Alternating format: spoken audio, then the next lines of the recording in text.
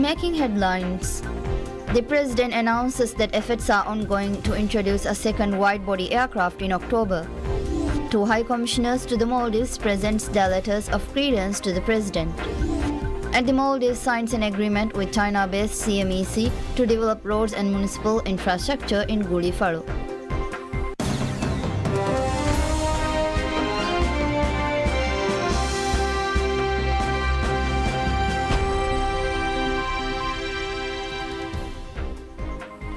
Bismillahirrahmanirrahim. Assalamu alaikum. Hello and welcome to PSN News in English with me, Utma Mahmoud. Looking into the details, President Dr. Mohammad Muiz unveils the administration's plan to acquire and operationalize a second wide-body aircraft by October this year. This announcement was made during a special ceremony at Velana International Airport, VAA, where the new Airbus A330-200 wide-body aircraft, recently acquired by the national carrier Maldivian, was officially welcomed and inaugurated. The ceremony at VAA represented a pivotal moment for this nation's aviation industry. Highlights of the event included a low pass by the new A330 aircraft, a ceremonial water salute, and the official reception of the crew. President Dr. Muiz held the occasion as an historic day in the aviation sector of the country. In his address, President Dr. Muiz underscored his electoral commitment to introduce two wide-body aircraft for Island Aviation Services Limited, the operator of Maldivian. The President further assured that efforts are actively underway to acquire and operationalize the second wide-body aircraft by October. The expansion of Maldivian's operations through the introduction of wide-body aircraft is anticipated to significantly enhance the country's tourism industry. He further highlighted that the new year 2025 marks the beginning of numerous developmental initiatives across various sectors planned by the administration. Maldivian's latest acquisition, the Airbus A330-200, is renowned for its safety and reliability, attributed to its advanced engineering. The aircraft is meticulously designed to meet the latest safety regulations and is equipped with a comprehensive suite of safety features, ensuring the utmost safety for both the aircraft and its passengers. The new aircraft boasts a capacity of 264 passengers, offering three cabin classes: economy, business, and premium. Maldivian is set to commence operations with the wide-body aircraft to three destinations in China this month, namely Beijing, Shanghai, and Chengdu. The High Commissioner of India to Maldives, G. Balasubramanian, presented his letters of credence to President Dr. Mohammad Muiz at a ceremony held this morning at the President's office. The High Commissioner was escorted to the President's office from Republic Square in a cultural procession called Haikolo, accompanied by the Maldives National Defence Force (MNDF) drum and trumpet band. The High Commissioner presented his letters of credence to the President, who accepted it and welcomed him as the High Commissioner of India to the Maldives. A postgraduate in public administration, the new High Commissioner of India to the Maldives joined the Indian Foreign Service in 1998. He has served in different capacities in the Indian missions in Moscow, Dushanbe, Washington DC, and Bangkok, including as a Deputy Chief of Mission in Bangkok and Moscow. During the meeting, the Indian High Commissioner conveyed greetings from the Prime Minister of India, Narendra Modi, and the External Affairs Minister of India, Dr. S. Jaishankar. The President and the High Commissioner discussed enhancing development cooperation, ongoing projects by the Indian government in the Maldives, increasing investments across multiple sectors, and strengthening people-to-people connections.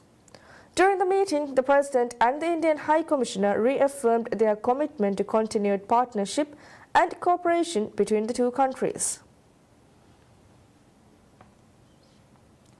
The High Commissioner of Pakistan to the Maldives, Vice Admiral retired Faisal Rasul Lodi, presents his letters of credence to President Dr. Mohammad Muiz during a ceremony held this morning at the President's office. The High Commissioner was escorted from Republic Square to the President's office in a cultural procession known as Haikol, accompanied by the Maldives National Defence Force, MNDF drum and trumpet band. Upon presenting his letters of credence, The High Commissioner was warmly welcomed by President Dr. Moise, who accepted the credentials and officially recognized Vice Admiral Lodi as the High Commissioner of Pakistan to the Maldives. Following the formal presentation, the President and the High Commissioner engaged in discussions aimed at enhancing bilateral relations and collaboration in areas of mutual interest, including climate change, health, tourism, and trade, according to a statement released by the President's office. The High Commissioner also commended President Dr. Moise and the Maldives for their steadfast support for the people of Palestine, as noted in the President's office statement. Statistics from the Ministry of Tourism shows that over 1,500 new beds were added to Maldives' tourism bed capacity last year. According to figures, the total bed capacity of Maldives tourism stood at 61,650 by the end of 2023.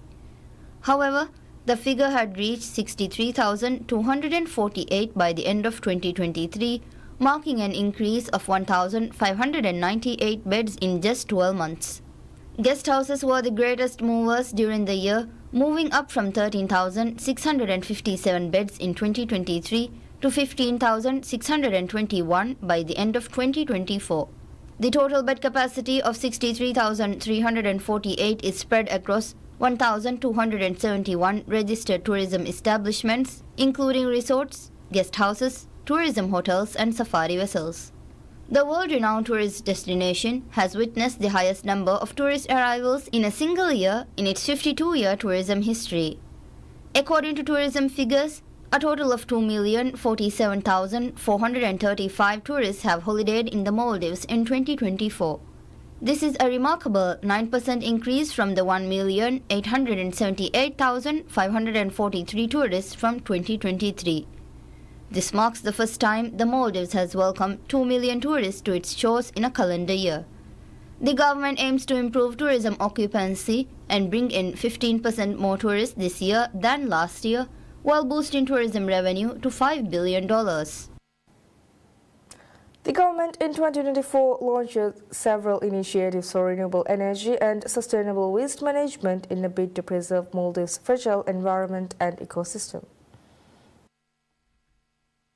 The administration of President Dr. Mohammad Moise announced bold yet long overdue plans to address the issues, launching several key initiatives last year.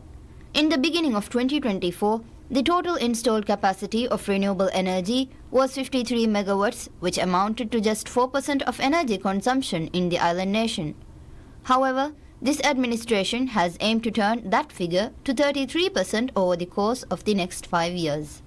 Under these plans, the government has managed to add 15 megawatts of renewable energy, taking the total up to 68% in 2024. The introduction of digital smart meters in Kudahuadu in Dalatol by state utility provider Fenaka Corporation Limited last year was a huge milestone achievement in the plan to revamp the country's energy sector. This marks the first time a whole island has been converted to smart meters. Furthermore, the government has kick-started efforts to establish 3 regional waste management centers as part of its efforts to solve the waste management issue plague in the country. In 2024, wide-ranging equipment and resources have been provided to the islands for local waste management. In addition, a major national waste management initiative dubbed Mage Saaf Rajya has been formulated and launched in 2024. Under the project, landfills have been constructed in 17 islands with their management handed over to the respective island councils.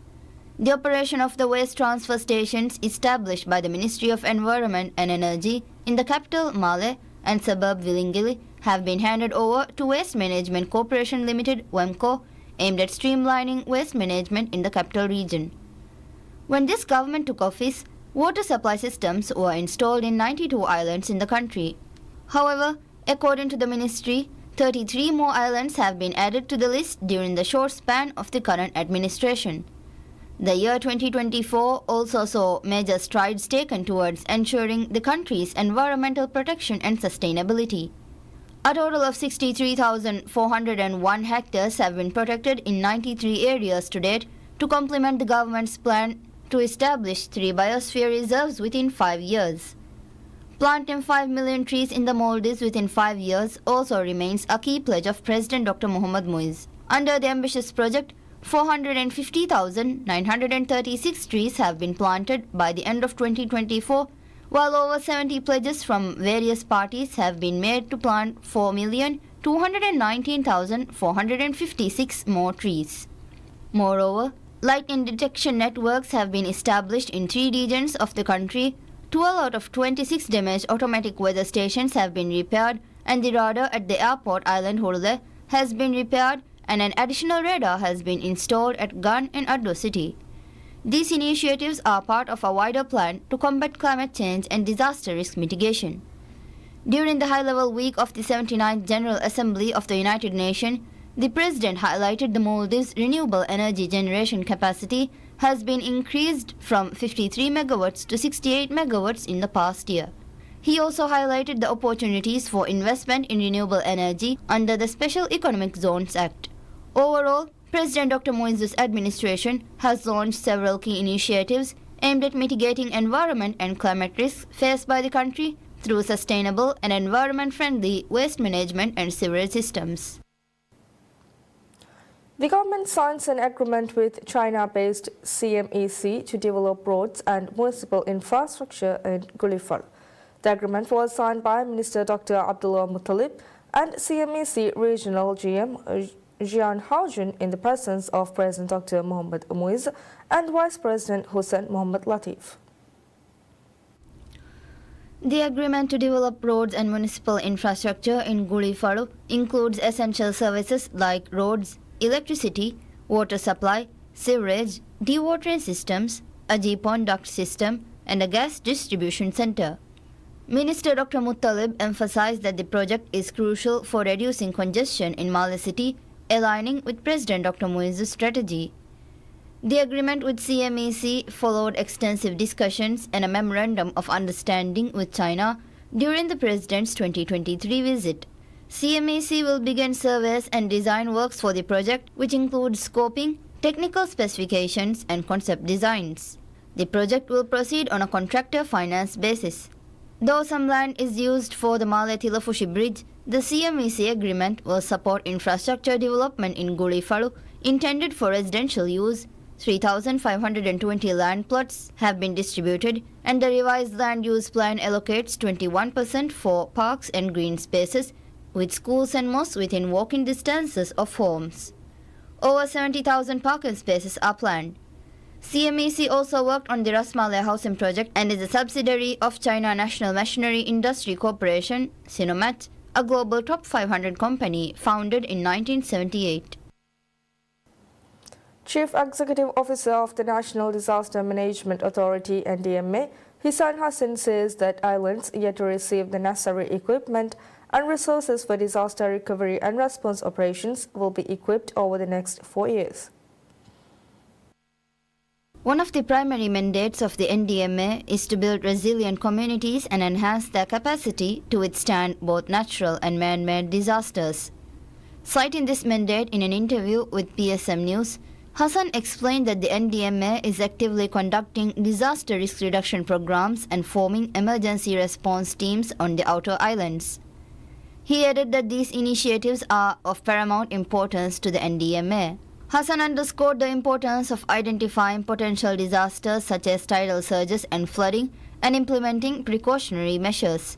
According to him, NDMA has launched a comprehensive program to provide water pumps to islands, aiming to bolster local council and community-level responses to flooding-related disasters.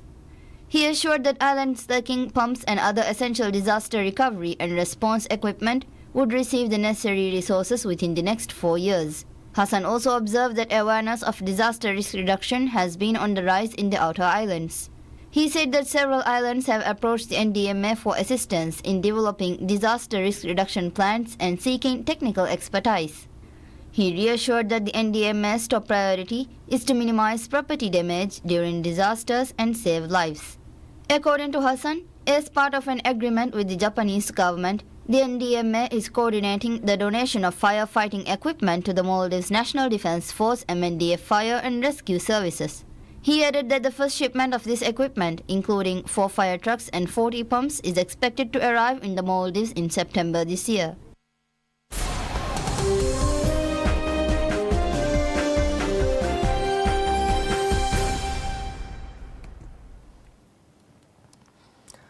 South Korean shares opens slightly up on Monday as the country's finance minister, who was recently appointed acting president, remained committed to stabilizing the country's financial markets.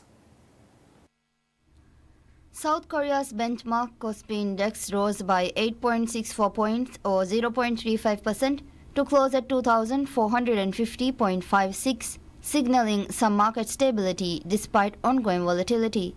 Acting President Choi Sang-mok has ordered financial agencies to swiftly implement market stabilizing measures if needed and confirmed weekly meetings with financial leaders to monitor conditions. The country's political turmoil sparked by the impeachment of President Yoon Suk-yeol continues to weigh on the economy. Yoon's brief martial law declaration led to political chaos, and prosecutors named him as a subject of a criminal probe over the failed attempt. Despite this, South Korea's major sectors like semiconductors, automotive and shipbuilding have shown resilience. However, investor confidence remains cautious due to the ongoing political instability and global economic pressures.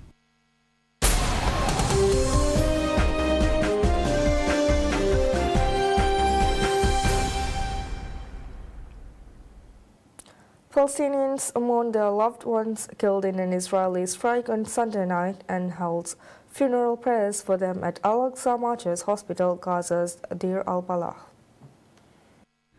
Israel and Hamas wrangled on Sunday over the details of a deal to halt fighting in the Gaza Strip and return hostages home, as Palestinian officials said intensified Israeli bombardments had killed more than 100 people over the weekend. Palestinian Fatah Party and Palestinian Health Ministry said that 2 Palestinians, including a 17-year-old boy, were killed by Israeli forces in the occupied West Bank on Sunday. Palestinian media said that Israeli forces opened fire on the home of a 37-year-old man in a town south of Jenin.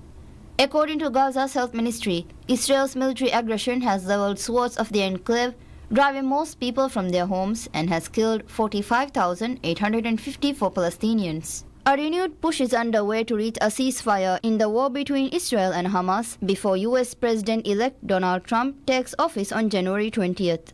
Hamas said that it was committed to reaching an agreement as soon as possible, but it was unclear how close the two sides were. George Rodriguez re-elected as President of Venezuela's National Assembly for 5th consecutive year. Rodriguez was re-elected as President of Venezuela's National Assembly on January 5th during the opening session of the 2025 legislative period. This marks his 5th consecutive year leading the Chavista Majority Assembly. In his swearing-in, Rodriguez vowed to defeat extremism and those who threaten Venezuela's sovereignty. Rodriguez, a key ally of President Nicolas Maduro, has played an influential role in defending government policies. His re-election solidifies Chavista control over the National Assembly, which has been a point of contention, especially since 2015, when opposition parties briefly took control. Since 2020, the Chavista-led assembly has regained power, allowing Rodriguez to continue his leadership amid ongoing political and economic crises in Venezuela. His statement during his swearing-in was a direct reference to the challenges posed by Venezuela's political opposition, which continues to call for political change and reform amidst the country's ongoing social and economic struggles. The opposition, both domestically and internationally, has consistently questioned the legitimacy of Maduro's government, especially following the disputed 2018 presidential elections. Current Venezuelan leader Nicolas Maduro is expected to be sworn in once again as president for the 2025 to 2030 term before the Venezuelan National Assembly on Friday.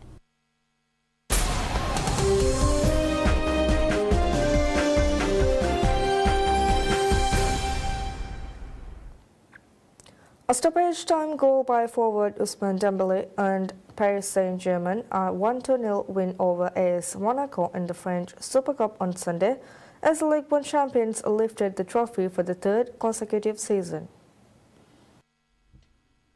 PSG secured a thrilling victory over AC Monaco in a match that saw them dominate possession and create numerous chances. Despite having 27 attempts on goal, 9 of which were on target, PSG struggled to break the deadlock. PSG head coach Luis Enrique praised both teams for their high-level performances, noting the intensity and quality of football on display. He emphasized that the last-minute goal was a just reward for PSG's determination and hard work, dedicating the victory to the fans. Enrique also acknowledged the tough challenge posed by Monaco, who played more offensively than usual, aiming to make it more difficult for PSG. Monaco's coach expressed disappointment after conceding the last-minute goal, admitting that it was painful for the players. When you lose a game in the last minute, it's always the feeling is always really disappointed. It's my feeling also at the moment. But when we talk about the entire game, yes, PSG deserved to win this game. But also, I'm happy also what we did tonight. We fight it till the end. We wanted to go in the penalty knockout. We had our opportunities. But in the end of the first half, we were too passive, too many opportunities for PSG to go in lead, especially after set pieces. We were not well organized. But in the end, the second half, we showed also that we can be playing a really good football. In the end, we are disappointed for the defeat. And also from this side, for me, congrats for PSG for the title. However, he encouraged his team to bounce back and focus on their upcoming match against Nantes, recognizing the excitement of the game for fans both in the stadium and watching on TV. PSG faced last season's Ligue 1 runners-up Monaco after the Parisians had won both the league and the French Cup.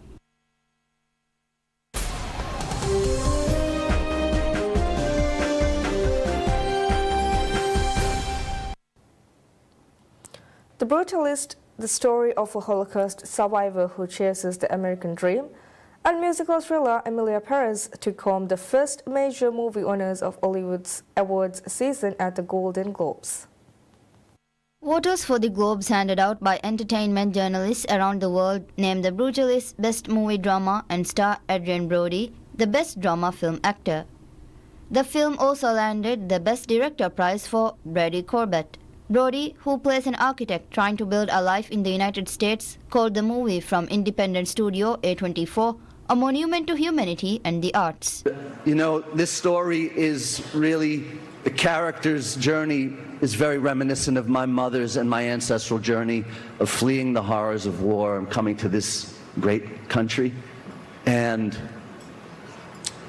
you know, I owe so much to my mother and my grandparents for their sacrifice.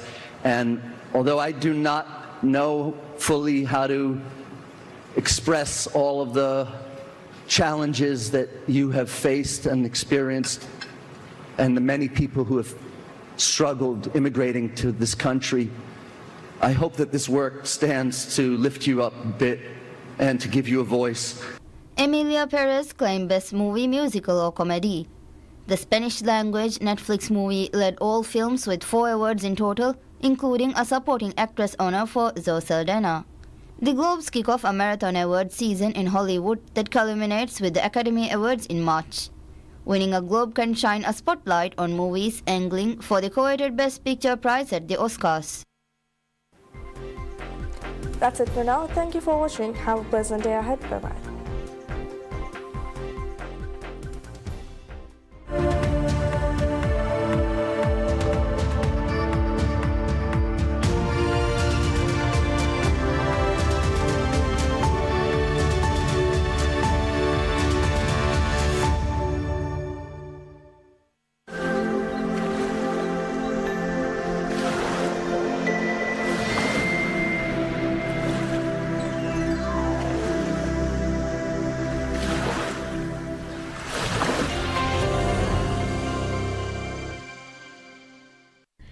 PSM ಗೆ TV channel ತಕ radio channel ತ ಮಿಹಾರು PSM Air application ನು ತಿಯ ಬೇಫ್ರುನ್ನ ಹಿಲೆ ಬಲಾಲೆವೇನೆ ಅದಿ ಅಡುವ ಹಾಲೆವೇನೆ ದುನಿಯೆಗೆ ಕೊಮ್ಮೆ ತಾಗುಹುರೆಗೆ ಕೊಮ್ಮೆ ಗಡಿಯಕು PSM ಗೆ channel ತ ಬಲಾಲುಮ ಅವಹ PSM Air app download ಕುರವ್ವ.